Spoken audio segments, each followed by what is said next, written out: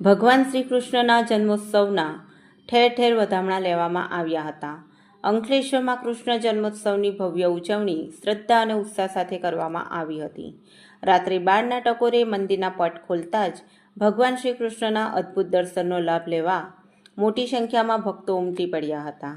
નંદ ઘેર આનંદ ભયો જય કનૈયા લાલકીના નાદ સાથે સમગ્ર વાતાવરણ ભક્તિમય બની ગયું હતું.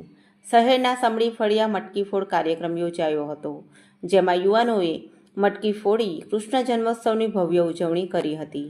અંકલેશ્વરના ભડકોદરા સહિતના ગામોમાં શ્રી કૃષ્ણ જન્મોત્સવના વધામણા લેવામાં આવ્યા હતા.